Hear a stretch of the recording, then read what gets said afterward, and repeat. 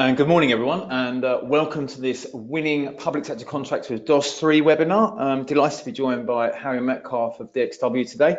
My name is Chris Farding, and I'm going to be your host for the webinar. And this is where we'll be talking about the Digital Outcomes and Specialist Framework and how it can be very, very beneficial to either be on it and then how to win business and what it takes to actually try and win some business. And we've got very delighted to have DXW on the line for this. So they're a superb organisation within government, and you'll find out a little bit more about them in due course. But I'm just about now, so I'll just click into the agenda for the day. Excuse me a second. Here we go. So what we have, first of all, we'll do a quick round of introductions so you know who's who. We'll then come into Digital Outcomes and Specialist 101. That'll be me. I will just give you a quick, brief introduction, talking about what you need to do for you around the frame, a few musts, and then into some stuff around into what to do when you're actually responding to tenders. Then we'll get Harry on to deal with how to deal with shoddy DOS tenders based around the Great British DOS Armchair audit that he did back in October last year. So we can talk more about that in a moment, and then we'll talk a little bit about how we can help, especially around DOS. Talk about some of the next steps that you need to do, but then we'll also go into a Q&A as well around question and answer session. So around this, so just a little bit of housekeeping. So I'll just take a quick step back. Everybody on this webinar is muted apart from myself and Harry. Okay, that means you can't hear any background noise and you're not able to ask questions. However, in your there is a questions box in your in the panel that you have on the side, the GoToWebinar panel. So please feel free to ask questions throughout there. We will have someone coming online to answer the questions. Just so you're aware that this webinar is actually being recorded right now, and we have the recording, once it's been converted, will be issued to everyone on the webinar and who is registered for the webinar this afternoon, as well as the full question answer. All questions that are asked, we will answer online as much as possible we can here. Anyone we can't, we will actually formally write back and fill those in, and you'll get a full response to all question answers will be included. So the slides, the recording, and the questions will be sent to you this afternoon. So again, without further ado, let me crack into the final bit of the agenda. There is some about the resources and coming soon, but I suppose really a quick set of introductions. So before I come into Advice Cloud, I just want to give a quick introduction to Harry and DXW, but I'll do that again when he comes on. So, yeah, Harry's the founder of DXW actually, and also the co-founder of DXW Cyber. And in October this year, Harry actually created the Great British Digital Outcomes Armchair Audit, and it was the stated aim of hoping to improve the standard of opportunities published on digital marketplace. And we'll hear a lot more about that research today. DXW themselves are a very successful supplier to government and have recently won the tender for redesigning the MISO reporting. Any of you who've been involved in MISO over the past few years knows what an absolutely dog's breakfast awful process it is. So we know if it hasn't quite out, we kind of know where to point the finger, but I'm sure, judging on the previous track record, that it will be an absolutely fantastic experience for all. And yeah, as DXW celebrate over 10 years now of delivering digital services to the public sector this month, I think there's no one better around this sort of area, especially from an SME who's grown and is in the position they're in now, than Harry, to give a wealth of experience and opinions to share. So in terms of a bit of a brief introduction about us, so who are Advice Cloud? Well, we are public sector procurement specialists and G-Cloud consultants. We work with buyers and suppliers, a fairly unique position where we help buyers buy cloud and digital service technology, and including software development and specialists. We also work with the supply chain to help them understand how UK government buys its technology and services. So we're quite got a background in public procurement, but also we're very much firm believers in educating the supply chain on how they can bid better. And since October 2014, we have, small drum roll here, over 164 clients that successfully listed across all frameworks that we work on, 300 plus services successfully listed. Since October 2014, over 162 million pounds of cumulative business has actually been won by our clients across G-Cloud and Digital Outcomes and Specialists. And we know that because of the publishing of the spend data. the irregular publishing of the spend data, and that's what we can directly attribute to our work. And 65% of our clients are SMEs, so pretty proud of that. And finally, we've got 100% success rate across all frameworks that we submit. We don't just do frameworks, by the way. So we have a number of people that work with us. These are people. We've got Tony Singleton, Josh Crease, Dave Briggs, Bill Mew. Each one of these are either leaders in GovTech or have been leaders on the supply side in GovTech. We have a bunch of partners. ISMS Online deal with information security. DXW Digital obviously are on here today. Tech UK we work very closely with, and if you're not a member of them, we strongly recommend you do join them.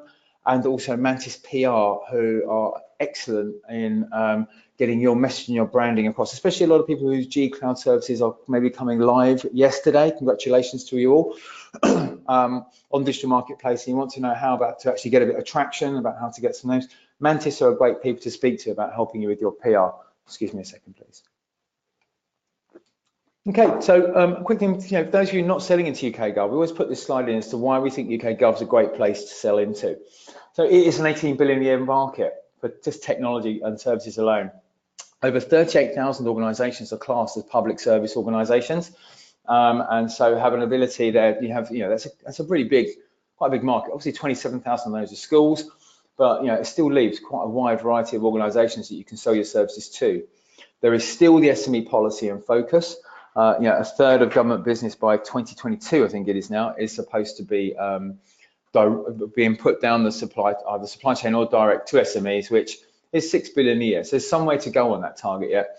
But tools such as the digital marketplace, contracts finder, the government mystery shopper service, and the G Cloud and DOS spend data now are certainly going some way to helping break down those silos and breaking down the barriers to entry for SMEs and help them be more successful. So finally, it allows you to do good work. It's one of the best things we love about doing public sector work is that, you get a sense of we're doing good work here, and they actually do pay on time. We don't have any, I've never in years of dealing with the public sector, 3.5 years, I've ever been paid late. And, the only reason I think that we know clients being paid late is because they've got their invoicing wrong. It very much pays on time. And if you're an SME, we can get paid sometimes within 7 to 14 days. So here's some of our public sector clients, so proof in the pudding of who we work with, a good range of local government and central government, and some not-for-profits as well. And some of our private sector clients as of G Cloud 10. So it's not all of our clients, but this is our G Cloud 9 and G Cloud 10 clients. So as you can see, we've got a fairly broad scope here of people that we work with, ranging from startups to some very, very big international beasties, Tibco, Informatica, and the likes are global organisations that are well established, but they come to us still for advice. So we're very, very proud of that slide. So in terms of DOS 101, that's enough about us. So where do we start around DOS? So a little bit about the framework, first of all. First of all, it replaced the digital services, the much maligned digital services framework in 2016. It was aimed originally at removing the large amount of software development that was being placed on G Cloud Lot 4.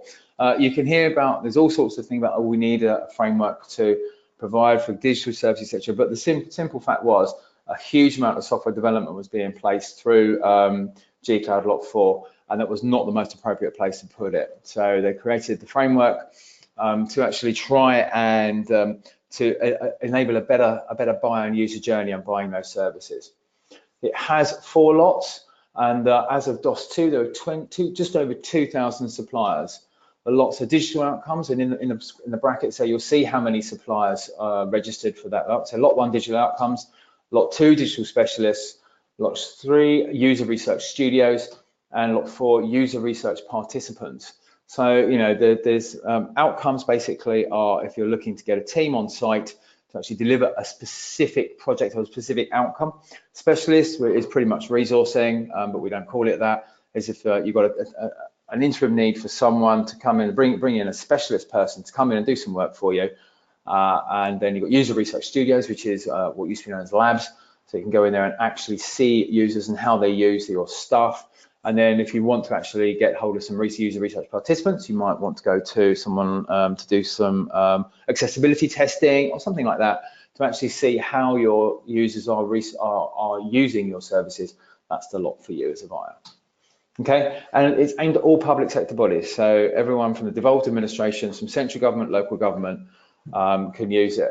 So does opportunity knock? This is a question we ask: are people using it? You know, what's the throughput? Is it just another framework that CCS have created that's you know, not really getting a lot of traction? Well, you know, this figure from our good friend Lindsay Smith on Twitter, is known as sadly, shows here the DOS success. So there's an aim based on the business plan that was presented at Tech UK by Crown Commercial Services to have £2.5 billion in a year in throughput through the digital marketplace, through G-Cloud, DOS, and the Crown hosting frameworks. Okay, so that's some fairly significant ambition. This was created so that it was estimated that DOS by June 2019 would have to be doing £700 million in year.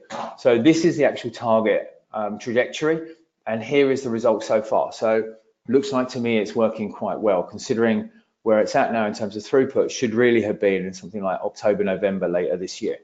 So yeah, it's ahead of target, it's doing well, and more organizations are using it. So does opportunity not? I'd say so.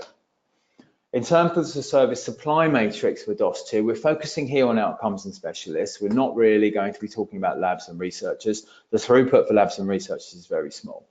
So as of DOS2, if you wish to supply an outcome, your outcome has to include one or more of these particular categories, okay? And if you're looking to supply specialists, these are the roles as of DOS2. Now, DOS3 is due to be out probably next week, maybe the week after. And you'd hope, this has been the same now for 2 years, that they may well have added some new roles or changed some of the roles. Certainly, I would suggest that you know, data analytics should be in here somewhere.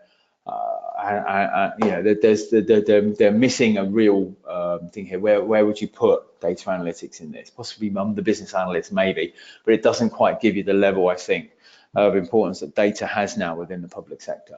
So hopefully these will all be updated when you see the next round. But this is basically, if you can supply these, then you are within the remit to apply for DOS3, I would suggest. So a few musts. What must you do? Okay. So these are things to know, might help you save time in your application. You must supply services using the Agile development methodology as a preference. There is a place for waterfall, but the preference now for government is to use Agile development methodology in buying its services. You must comply with the Technology Code of Practice, and we've given you a link here to what that's about, and work according to the work according to the Government Service Design Manual here. We must support buyers through the service standard assessments, which is when a service is coming into, before going from the various gates, so it's going from alpha to beta, beta to live. There are standards, there are assessments to see whether you meet the government service standard. So you must support the buyers through that and help them make sure that they try and do their best to meet that. You need to develop services based on open standards. Now, it's not open source software. Open source software is great if you can use it, but it must be based on open standards and accessible data protocols, and comply with any standards that are compulsory in the government, which we've given you links for all of this rather than me whittle on and waffle on about what each of these are. Okay, so that's a bit about the background. Oh, by the way, also when you're applying for the framework, you know, there are a number of things in the what's called the supplier declaration. There's 2 stages. You have the supplier declaration, then your service submission. It's not like G-Cloud. You don't have to write lots and lots and lots of stuff. It's literally very much a tick box exercise where you say the services you want to list, and then on specialists, you put a top and bottom price for your day rate, and also the locations that you're willing to work with, and whether you can work, you're able to work offline, as in remotely. Okay, and they're set into regions. I think it's about 9 regions that they're set into. But you have to agree to the framework agreement. Okay. And agree to all of these things that we've done here, and all this is done in what's called the supplier declaration. And to save yourselves time, if you don't agree with this, don't apply. Okay, really, it's just not for you, basically. So finding opportunities. So first of all, you come to the digital marketplace, as you know here, and you look in the top right-hand corner here, which says sell services. So view digital outcome specialist opportunities. So going on to digital marketplace now. So we've actually clicked on, there are currently 1,043 live opportunities in all categories. Okay, and you can see down the side here, you can either search if you wish to for the types of opportunities that you may wish to provide. And you can also filter down here by whether these are open or closed and the locations that they're offered. And also whether we want it's an outcome, a specialist, or user research participants. You also get a daily email from the digital marketplace team telling you what new opportunities have been published either in lot 1 or lot 2 in outcomes or specialists, which can be quite handy. Okay, so we've obviously got this here. You can look and click on the outcomes here, whether it's open or closed, what the location is, and you can then choose one of these that you may want to apply for. So we've taken one that's we've been in the news a bit recently about the bus open data service, and it's taking it from alpha and beta, so we're not particularly keen on this one, I have to say, and there's a few things in it that we're not really happy about. So things you can see here when you actually start it, when you want to start this, you can see how many people have started their application. You can think, well, if this is up in the 20s and 30s, whether you really do have an opportunity here. And you've got 4 SMEs and 5 large organisations are up for it. Gives you the date published, deadline for asking questions, and then you start getting down into the overview of the work, when the contract lengths and the budget, and there's a whole load of stuff beneath that there. So when you're actually looking for these are the things to start looking for, okay? Now, when you're actually responding to a tender, this is the bit that you really do need to pay attention to, okay? You have the essential skills and experience that you must meet, and this is for the SIF stage, and then you have the nice to have skills and experience.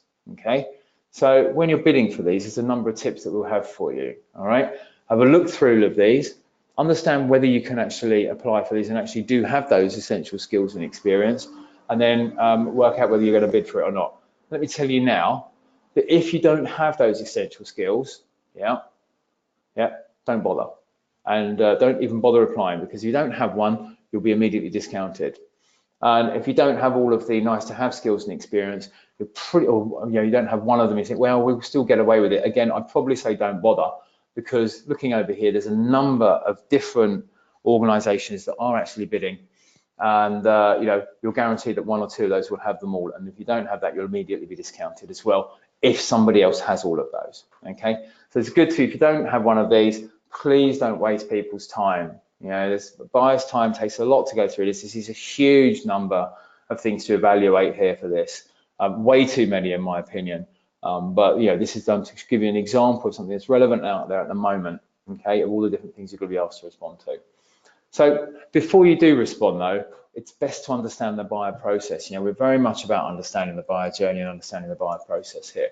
So this is how it looks. So first of all, the buyer has to draft their requirements, set the evaluation criteria, then they'll publish and answer the supplier questions. Usually going from that, you have 2 weeks to get your response in, to get your response to this in, okay? Then there will be, your response will be received, it will be evaluated and scored on the evidence, and you have, for each one of those essential requirements I showed you there, you have 100 words to put in your thing and talk about your experience, and I'll talk about that in a moment. And you have to evidence your it's no good saying yes, we have the experience. You actually have to provide evidence. Then the buyer will notify you whether you've been successful, and if you've been shortlisted, it will say your next phase will be one of the following. Okay, so it'll be a proposal, it could be an interview, it could be a pitch, it could be references, it could be all of these. It all depends on the lot and what they're actually asking you to do. These will then be evaluated based on the published criteria. Scores will be weighted, and then you'll get an award. You'll be notified of your award. You'll be given feedback if you've been unsuccessful, and then the buyer is obliged to publish the results on Contracts Finder and also publish it on the digital marketplace eventually in the data part there. So in terms of the long list phase, and we'll cover this here because the shortlisting phase is so varied that we can't really cover too much, but the long list phase is the same for lot 1 and 2. So you must be able to meet all essential criteria. And you probably need to be able to make all nice to haves too. And as I said before, if you can't meet all nice to haves, probably time to walk away. You have 100 words max per response per criteria. That's not a lot when you've got to try and get your experience and that over, okay? There is clear guidance on how to respond on Digital Marketplace Suppliers Guide. If you look at the evaluation and how you're evaluated and how to respond, there is some very clear guidance on there. And we've got to summarize that here. In 3 words, you have to, in your 100 words, explain what the situation was and when, what work you did, and what the outcome was, which, unless you're starting to get used to these, can be pretty tricky to do. Okay, and you must score your score between 0 to 3, 0 being haven't met the criteria, 3 being exceeded. You must score 2 or above for all essential criteria. Sorry, I should say essential criteria in there, or you'll be automatically failed. Okay. So next up we have Harry Metcalfe. That was my run through just on how to respond to DOS. So next up we have Harry Metcalfe, and as I say, I'm delighted to welcome Harry. Again, quick brain food again. Harry is the founder and the founder of DXW Digital and the co-founder of DXW Cyber, and he's going to talk to you here about the Great British Digital Outcomes Armchair Audit, which will hope to improve the standard of opportunities published on Digital Marketplace. So, Harry, if you could unmute yourself, we will crack on with you. If you don't mind, I'm going to hand over the keyboard and mouse to you. Super. Well, thank you, Chris, for that very generous introduction. I can't click just yet. There we go. Super. So, just I guess by way of a little bit of background. Sorry, by the way, for choosing such a silly name. Every time I have to listen to someone trying to get it out, I think to myself, oh dear, we should really have gone with something simpler, but you know, there you go. Oh, I still can't click. There we go. Yep, I got it now.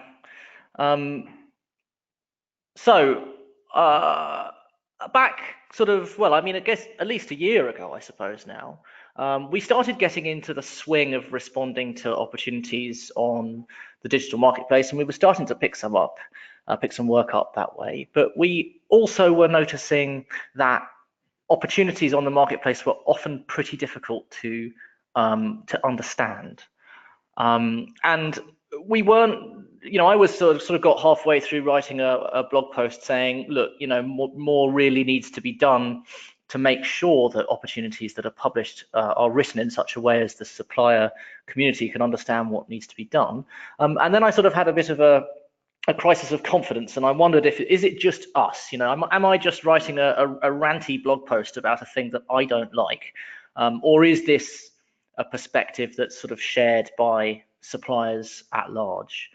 So I didn't publish the post, and I thought instead we would try and gather some feedback from the suppliers at large on whether they find the answers in the marketplace easy to follow.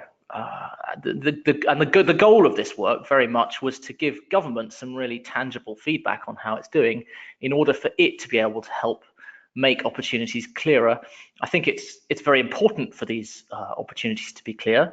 I think the whole process starts from that. If the opportunity isn't clear and the supplier doesn't understand it, then they will probably not write the best response in that procurement that they could have done. If the opportunity were much better, much more written to a better standard, they would be able to do a better job of describing how they can add more value than others, which would help buyers to appoint the best suppliers, and that will improve outcomes for users. And if you don't have the good opportunity at the start, that whole chain falls down. It's also quite time consuming and therefore expensive for us to reply to things. And when the opportunities aren't written very well, we have to spend more time digesting and considering them. Much less time is available for value added work. You end up thinking about, you know, how should we respond to this rather than what should we do for them, which is a much more useful thing to be thinking about. So we decided to see if we could figure out what the consensus was above suppliers. So we took 3 weeks worth of opportunities on the digital marketplace. These were published, I believe, up to the end of September or the end of October last year. We didn't pick and choose. We just took 3 weeks worth and put all of them together. That was 31 opportunities. Then we had a survey open for 2 months, which presented the text of answers from opportunities. So this is things like why the work is being done. So we would take the answer provided by the buyer to that question, show it to the person filling in the survey, and just ask them, is this answer really good? really bad, or just good or bad, and we got people to score it that way. We had just under 3,000 votes, which I'm pretty stoked about, to be honest, given the subject matter. I think there's a lot of feeling about this out there, and the answer, thankfully, more or less in line with what we expected, is that the people who participated in the survey rated the quality of content on the marketplace pretty poorly. So I think go so far as to say that that experience is universal, but it's certainly prevalent by the numbers that we had. So here, I'll go through some of those numbers now. So one of the questions that the buyers have to answer and that get published on the opportunities that Chris was going through earlier is why the work is being done. And the feedback from users on that question was that 65% of the users, 65% of the opportunities in those 3 weeks, users thought did not clearly explain why the work is being done. Now, I think as a community of suppliers trying to sell to government, we do have some responsibility here ourselves. Public sector work is a specialist area. It has its own language, and the public sector has its own culture as well, and we do need to understand that. But I think government is also responsible. It needs to try and make its processes more visible and less mysterious in order to attract a larger base of suppliers to work with it, which hopefully will improve competitiveness and outcomes in the end. By way of example, here is one of them. Border Force has a requirement for a supplier to supplement existing resources to deliver phases of work aligned to the Digital Passenger Services Programme and associated programmes across the border's IT portfolio. Now, remember the question here is why do you need the work? And in my mind, this doesn't answer that question at all. It just says we want people. And this tells us nothing about the context that the work is happening in. And not helpful. Harry, it's Chris. Sorry, I'm going to have to stop you a second. There's something not quite right with your, you've got an echo on the line with your speaker. So. Okay. I switched to a headset. Given the audio is all right when we were on the call yesterday, maybe I'll ditch the headset and see how we do with that. Okay, thanks. Okay, hang on a sec. Is that any better? Significantly. Significantly better, marvellous. I'm sorry. Is there anything I should go over again? I'd probably go back maybe a minute or so, but yeah, actually, I think you're okay. I'm okay? All right. Yeah, it's all right, don't worry. No, that's all right. I think I need to, there we go. Okay, so I was just saying there, this question is supposed to be telling us why the buyer wants this work. Why do they want it now? What's pressing about it? But this doesn't do that at all. It just sort of says because we want to do things, and that isn't helpful to us in writing a response. I will come to some ways in which DXW has tried to overcome these problems at the end, by the way. So right at the top of every opportunity is the summary of the work. This is really important. It's the thing you read first.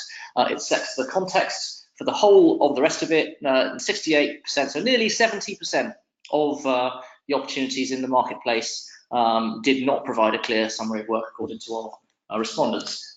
And again, by way of example, the regulatory delivery part of BAYS requires a team to carry out the beta phase of the NMO testing and certification service.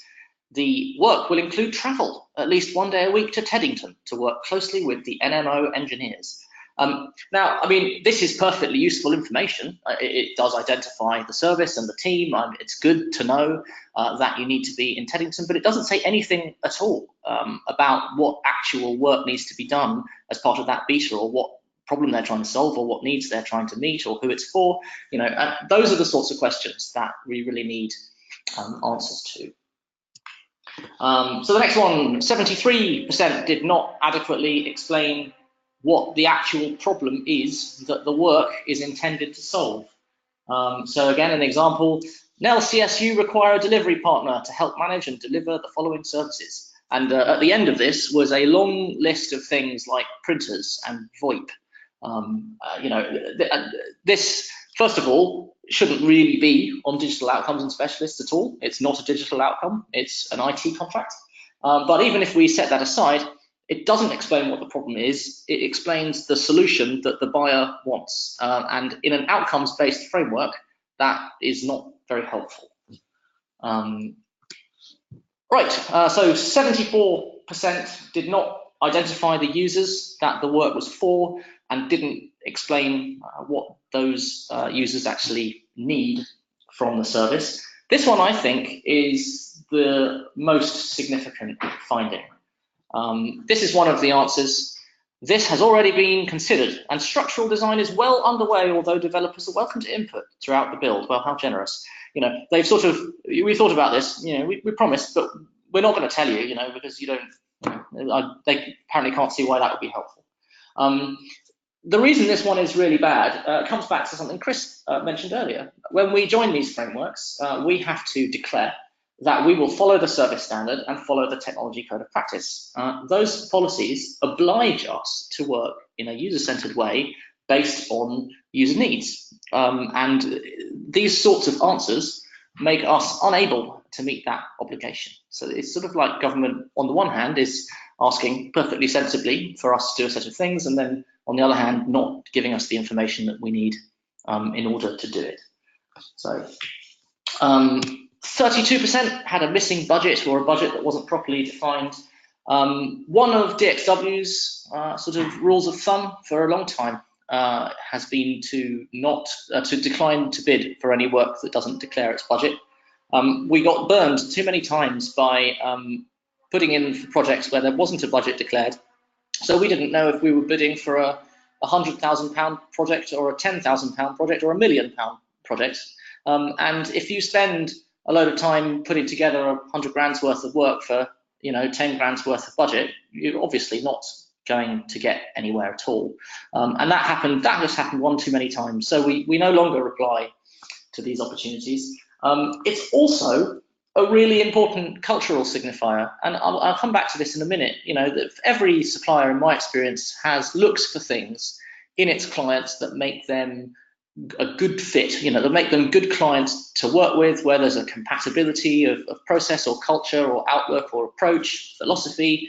And this is a huge one for us. You know, when we get on these Q&A calls, you know, or webinars with buyers, particularly in pre-market stuff, and they're talking about, when somebody asks approximately, you know, can you just give us an indication of what the budget is, and the buyer gives some answer along the lines of, we're not going to tell you a budget because if we do, you'll all just bid for work at the max limit of the budget.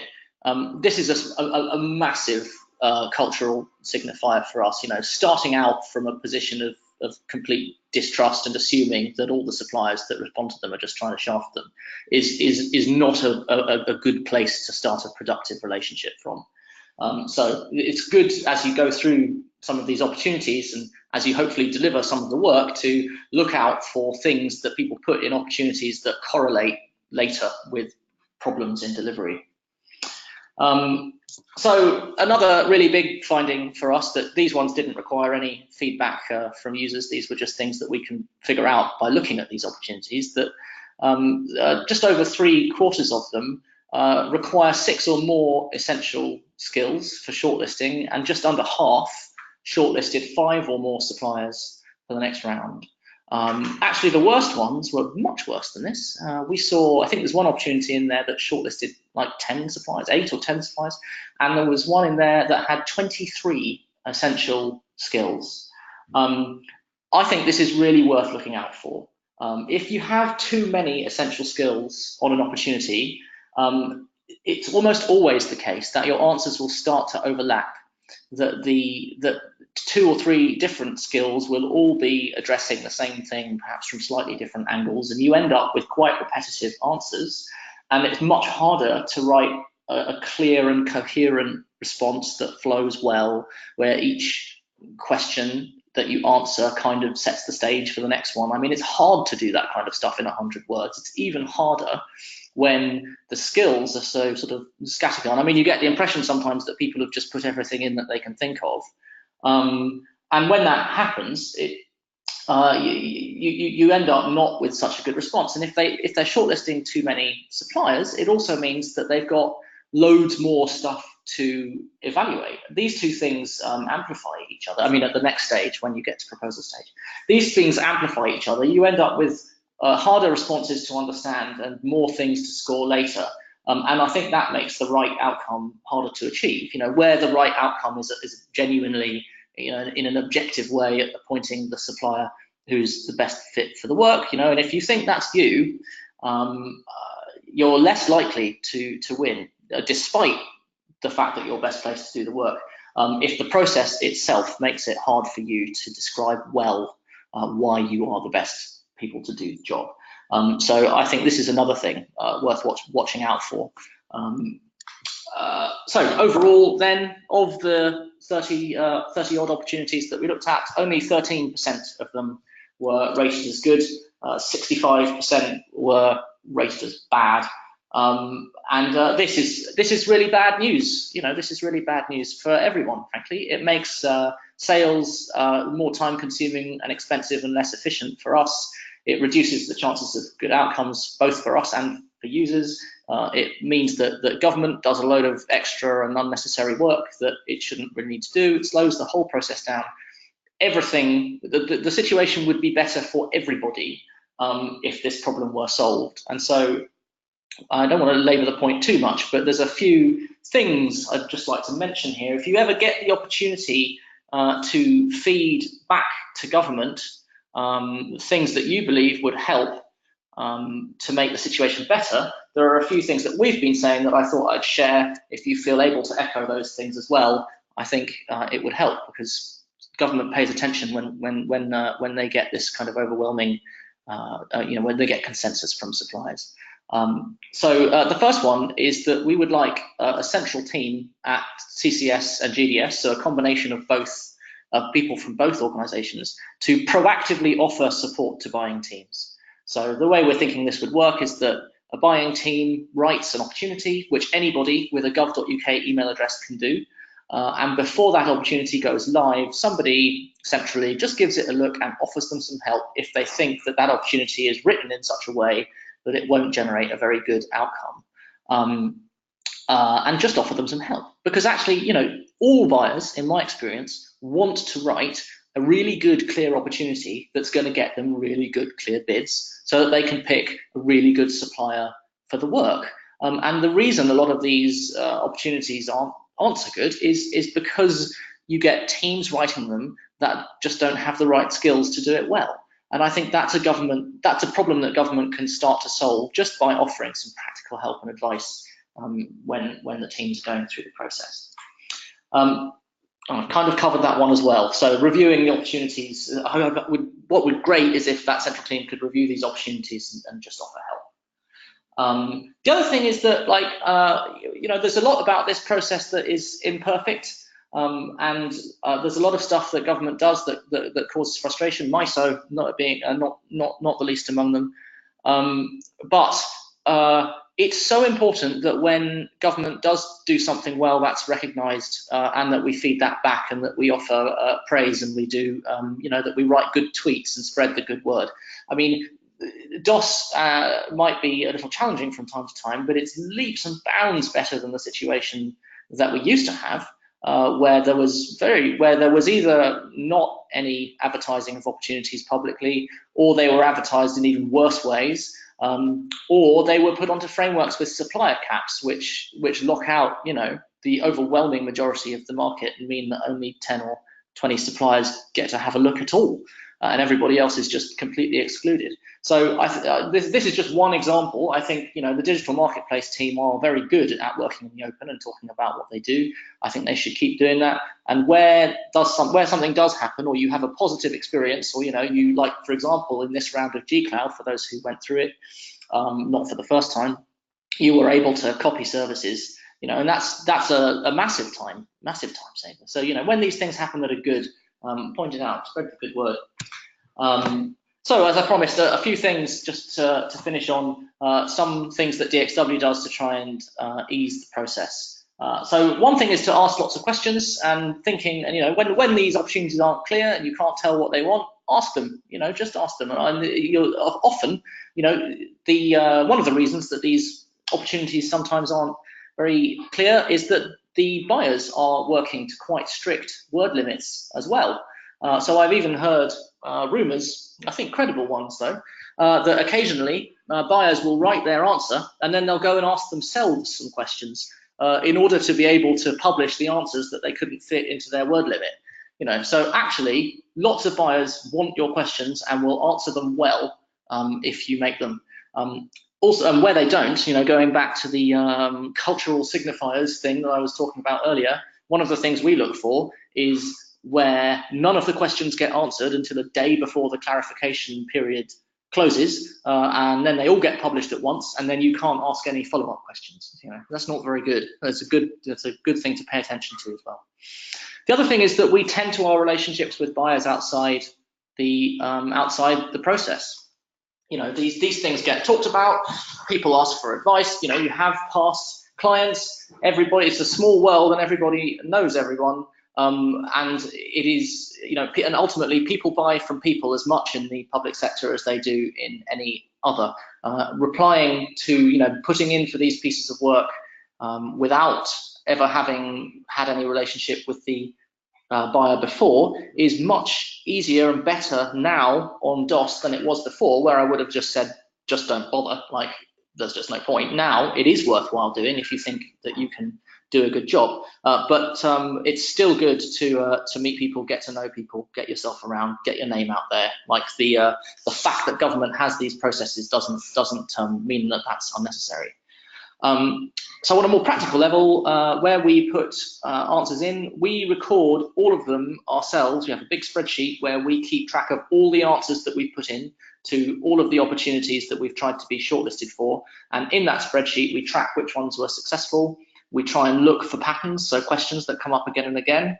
And where there's something that comes up again and again, a very common one is talking about how you help people meet the service standard, for example. We try and hone our successful answers so that when we've got answers that are working, we carry those lessons forward into future opportunities.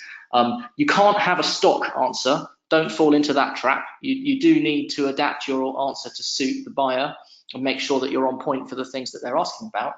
But it does help to start from a good baseline.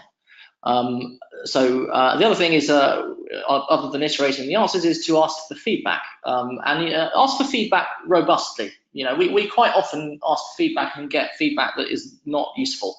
And where that happens, I think it's completely reasonable to go back to the buyer and say, and ask them some more questions. Point out politely that those answers don't really help you in future exercises, and ask them to be a bit more specific.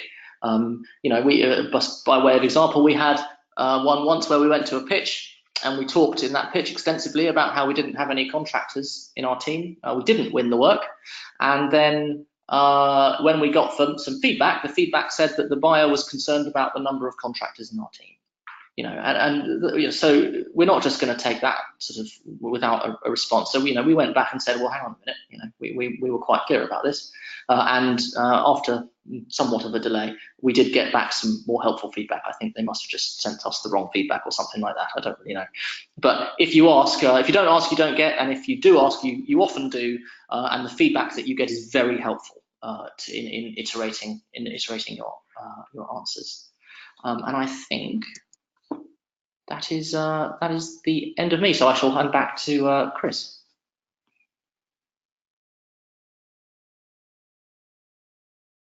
Sorry about that. My clicker wasn't working for a second there. Harry, that's brilliant. Thank you so much for that. I'm just going to take a quick step back there. We're going to, there we go. See, sorry about that. It's the perils of handing mice over to people. So there's some great stuff you said there. I mean, certainly agree with the thing around the budget. That's a personal dislike of mine when I'm working with buyers. You need to try and actually, I've had many robust conversations with people around why you should do that. And fixed price on an outcomes-based stuff is really a bit of a dislike as well. I think certainly dilution of the essential skills and dilution of the evaluation there, and taking too many people through. One bit of feedback there about should there be a centralized team. I think CCS have recognised that actually, and there's a lady called Emiliana Sedano who is leading the charge on improving DOS submissions and helping buyers through understand how to do good DOS work. And she's actually put together the DOS community as a practice, and there's going to be a supplier community of practice. So clearly this is only one person, they need more of her, I think, but they are listening, and Niall Quinn's clearly investing in that to try to make that area work. I think also GDS are aligned with that too. And again, absolutely nail on with feedback. So before we get into question Q&A, I just want a quick run through of the timeline for DOS here, actually, if you don't mind, and talk about how we can help. So in terms of the tender process for DOS, it uses the open process, which means it's just a single submission required. You have to go via the digital marketplace, which means it's going to be nice and easy, unlike using anything else that they come up with. So first of all, you need to do is register for a digital marketplace account. When the OJU, which is the contract notice that comes out in the official journal of the European Union, you need to then agree to the supplier declaration, which you talked about. And then for, basically you submit your service details, the locations of where you're willing to work, and your costs if you're submitting for lot 2.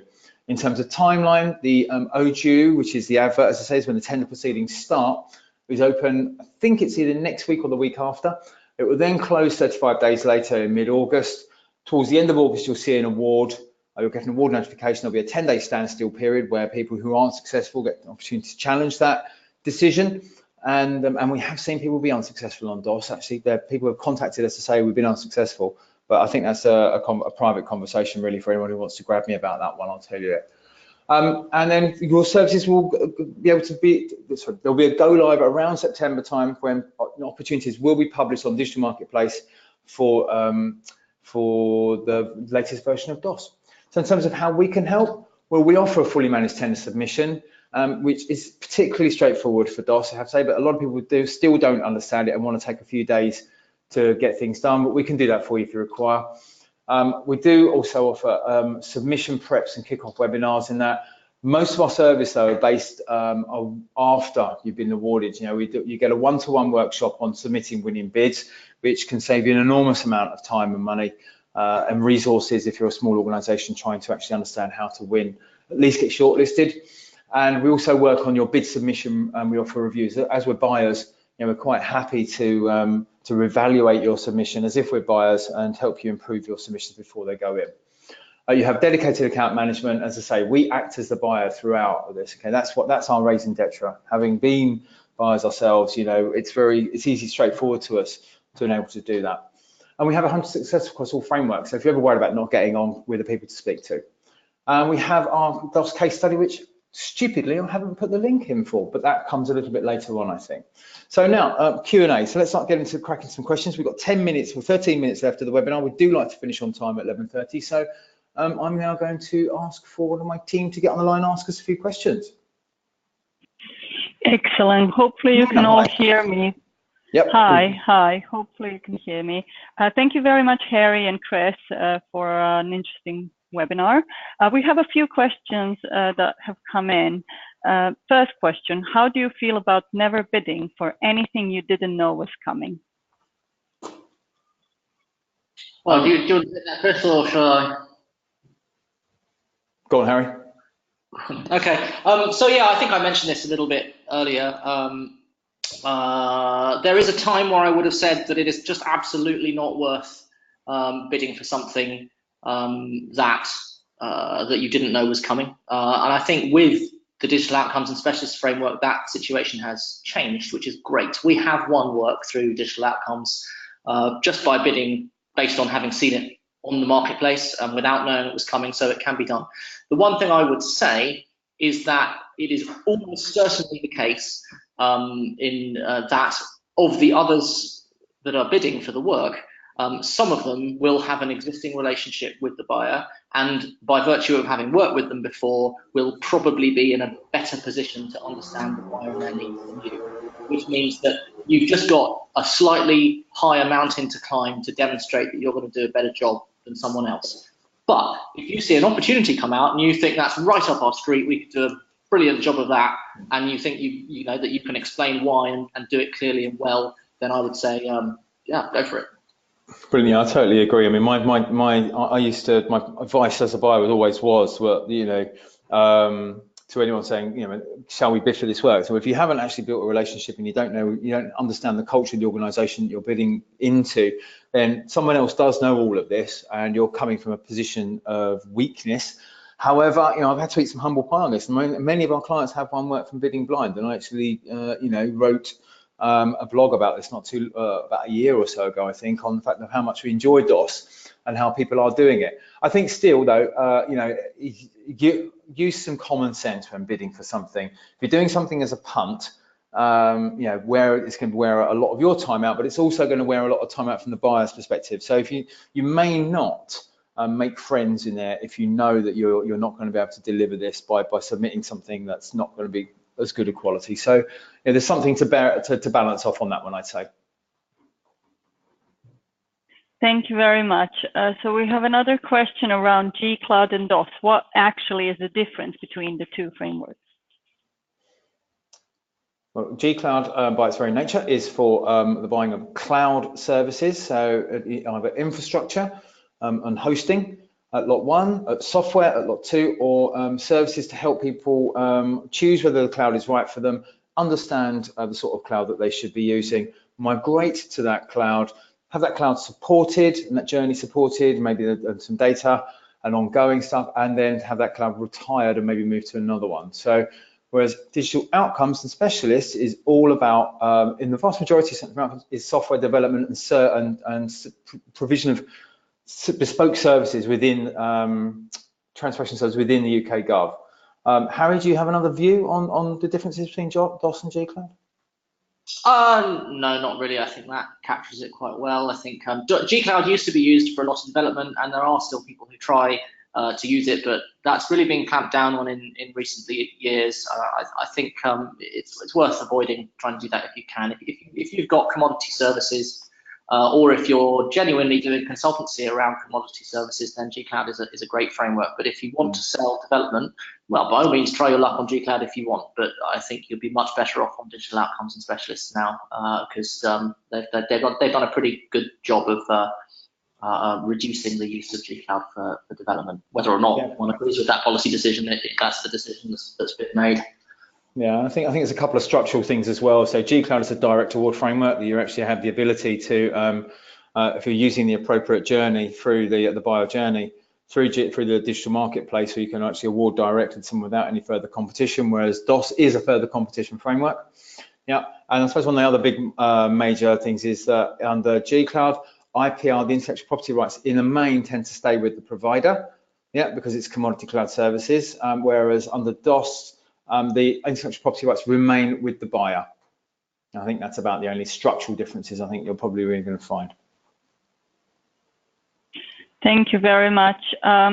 So we have another question around feedback, and this one is an interesting one. So our experience with feedback is that specialist feedback is non-existent. Are buyers or CCS aware of this? And that kind of connects to another question that we got, is how do you actually ask for feedback? Harry? I don't think I can speak to the specialist thing. Not a lot of the framework that we use. So I'll pass over that one and leave that for Chris. Other than to say perhaps that you should take that issue to Amelia Sedano, who Chris mentioned earlier. I'm sure she'd be happy to help.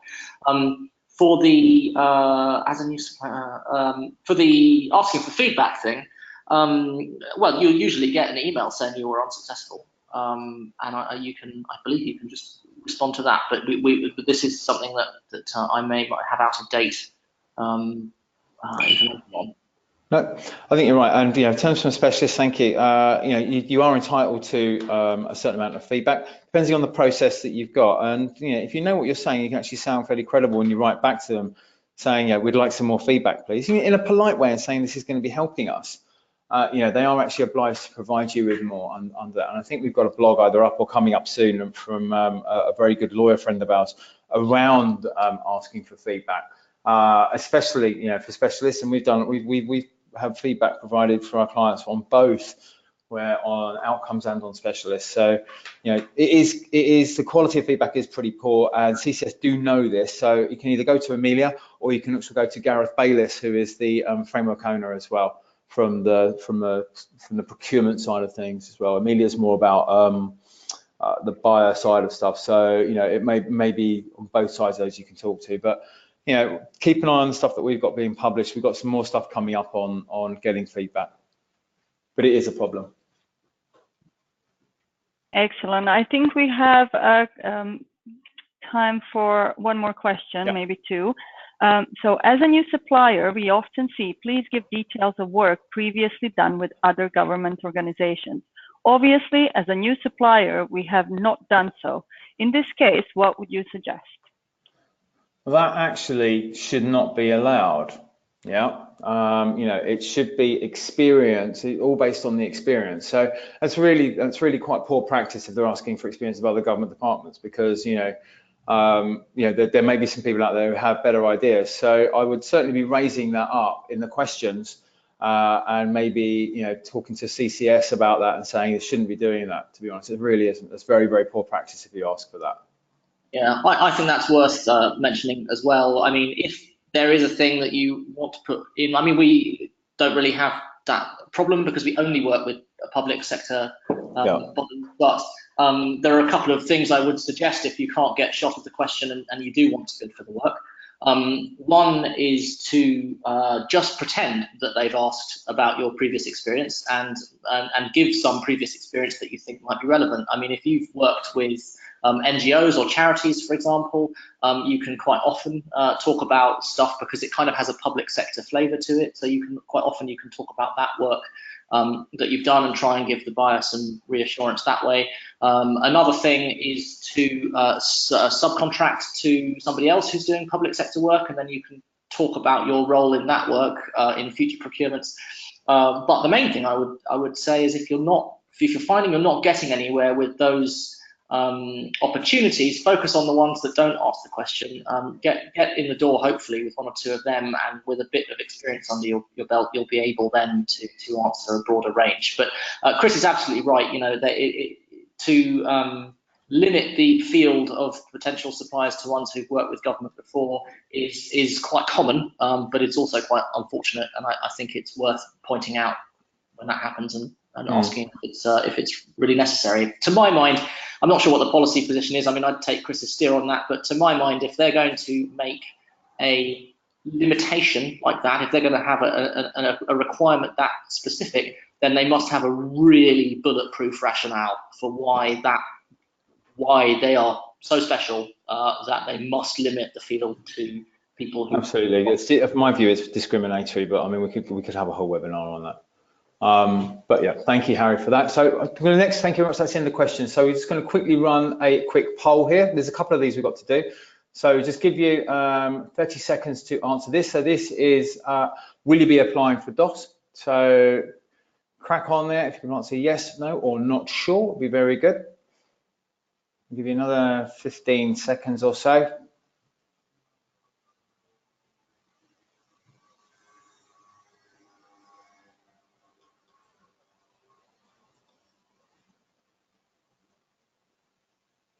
Okay, going to close that now, and we'll just share that out so you can see the answer. So we've got 75% of the yes and 25% of you're not sure. Okay, so those of you who are not sure, if you want to give us a call, I'm more than happy to have a chat with you about whether it's suitable for you. You know, there's details of what you can do with that at the end there. So in terms of next steps, what we have here is make sure if you are looking to apply for DOS, sign up to Digital Marketplace if you haven't already done so. I'm just going to hide the poll results there, would help. Excuse me a second. Wait for the OJU, which is the contract notice, excuse the jargon there, for the notice to appear. And if you are signed up to Digital Marketplace, you will get there'll be announcement on the blogs, and there'll be an announcement on Twitter usually and LinkedIn, and also you'll get an email to say that Digital Outcomes and Specialists is open for new applicants. So strongly recommend you do that. Wait for the OJU. Review the supplier's guide. In the meantime, this is something you can do on Digital Marketplace site at the moment. Maybe book a consultation with us if you're really not sure about what to do. We're happy to have a chat. You get 15 minutes with one of my team to talk through things around that. And you can see here to book that out. Sign up for a framework alert on our website. We have a great framework alert. If this isn't for you, but you want to know about other ones, please sign up for that. And also, again, you know, check our blogs. We've got quite a lot of writing been written about this. About DOS and about all the other frameworks and about being successful in selling to government as well. So in terms of resources for you, okay, we've got a load of stuff we always give away. So here you need to find out a bit more about the new public sector contract, which is quite helpful. That's the new terms and conditions that are going to be around. Here's the link to Digital Marketplace, the DOS suppliers guide, which I just mentioned there. Here's a link to our own DOS page where we put our own slant on things and our own information. In terms of our insights page, again, this is where all the blog stuff's written. We also have quite a handy visualization of the spend data for G-Cloud and DOS, which if you want to find out who's buying from what, so which organizations are buying from which government organizations are buying from which suppliers and for how much they're spending with them and when, this is a good place to come. Okay, and also again, as I said, our framework and pipeline alert service. I might change this slide, there's a bit of duplication here, so sorry about that. In terms of also stuff that's coming soon, just to keep you aware, we have a breakfast briefing with Tom Reed, who's the CDIO of the Ministry of Justice on the 11th of July for our clients, and it's clients only. There's a new framework in town that's coming out, and we think it's going to be very, very, very soon, which is data and application solutions. We're also doing a Meet the Accounts Cloud team on the 11th of July. If people are interested in coming to meet us, and that's going to be in London, in Victoria, let us know. We've also got the DOS3 update, which is staying up with Niall Quinn, Harry of DXW, and myself. We're going to be at Tech UK talking about DOS3 on August the 2nd. So that's open to all. So please come along and meet us up there if you want to come and see it and find out a bit more about DOS3. If you're interested in selling tech products, that's also another framework that's due for a free refresh soon, and there's an announcement yesterday of a supplier day. I think it's on the 19th of July. That's right, it's my wife's birthday, so I won't be at that one. So that's there. So again, that's be at Tech UK. If you're interested in selling tin or softbox product software, that's the one for you. Network services, if you are a communications supplier or telephony or unified comms, this one is definitely out. Is most definitely for you, and it's out and it's in October. We're also doing another one of our breakfast briefings for clients, and we've got a very senior member of the procurement team from the MOD to come and explain how MOD procurement works. We're given they account for 40% of the total government spend on technology, or total government spend on everything. I think this would be a well worthwhile coming on to. So we've got another couple of polls to quickly launch before we go and sign off, please, if you don't mind. So one, should G-Cloud be more like DOS? You know, in terms of, and what I mean by that is, should there be more published opportunities published on G-Cloud before they're awarded? So more in terms of still keeping some direct award, but having some opportunities that are published on the digital marketplace that people can bid for. And this will be really helpful for us to give back to CCS and say, look, you know, people are really quite, and GDS to say, this is some of the things you might want to do when you're iterating for G-Cloud 11. We've got another couple of secs about that. So I'm going to close that now and let's just share that one. So, okay, so we've got 56% of you saying yes, 13% saying no, and 31% again not sure. If you're not sure what we mean by that, please do get in touch. We're happy to talk to you more, and maybe we can then get a bit more feedback from you about why you're saying that. That would be really helpful.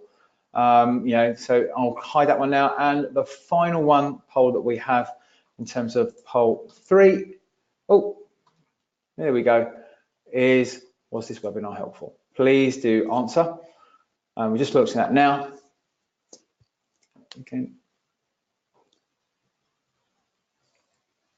Give me another 10 or so seconds to do that. You can keep coming. Nearly there. So that's that. We'll close that. And 91% saying yes, thank you very much. The 9% saying no. Again, we're always up for feedback. So if you wouldn't mind emailing us or drop a question or some sort of comment, hello@advicecloud.co.uk, which is just coming up now. Really keen to know how we can improve and why it wasn't helpful to you. So that leaves me now to say a massive thank you to Harry of DXW and to all of you for being on this webinar. Slightly overrun, so sorry about that. But again, the recording and all the slides, everything else will be with you at some point this afternoon. And if you wouldn't mind following us on social, or if you want to just get in touch, we're really grateful. All the best with your work on DOS, applying for it, and then winning work. We hope that it's been useful for you. Thanks ever so much, everyone. I'll just drop in as well that if anyone wants to get in touch with me, I'm at HarryM on Twitter or at DXW, or harry@dxw.com. If you want to drop me an email, I'm happy to chat about anything that came. Brilliant. Thanks ever so much, Harry. It's been absolutely amazing. I really, really appreciate your help on this one. Pleasure. Thanks everyone for tuning in. Cheerio then. Bye for now. Bye-bye.